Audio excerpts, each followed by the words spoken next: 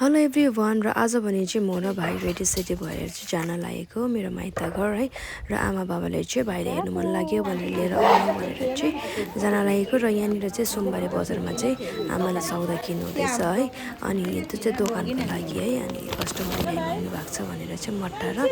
यो सिमी छान्नु हुँदैछ आमाले चाहिँ त्यस पछाडि चाहिँ हामी गाडीमा चढ्यौँ है र हामी चाहिँ जाँदैछौँ सो त्यस पछाडि मालबजारमा पुगेर चाहिँ हामी एकछिन झऱ्यौँ यहाँनिर चाहिँ आमाको अलिकति काम छ है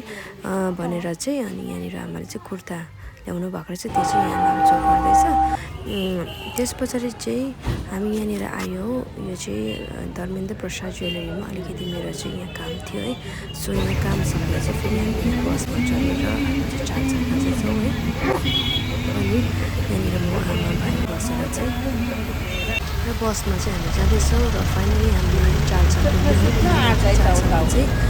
गाडीहरू चाहिँ आएर यहीँ बस्छ नि त सो हामीलाई चाहिँ पुरा भोक लागेको थियो तर टाइम थिएन हाम्रोमा त्यही कारण चाहिँ मैले चाहिँ यो मिस्टी र यो समोसा चाहिँ मैले खाएँ है खाइसकेर गाडी पनि हिँडिहाल्यो सो हामी चाहिँ जाँदैछौँ अब चाहिँ हाम्रो घरतर्फ लाग्यो हामी सो यो चाहिँ बाटो हेर्नुहोस् यो सिधा बाटोबाट चाहिँ भुटान जान्छ है अनि हामी चाहिँ यो लेफ्ट साइडबाट चाहिँ जानुपर्छ र फाइनली हामी घर पनि आइपुग्यौँ म र भाइ है सो आजको भिडियो चाहिँ यति नै।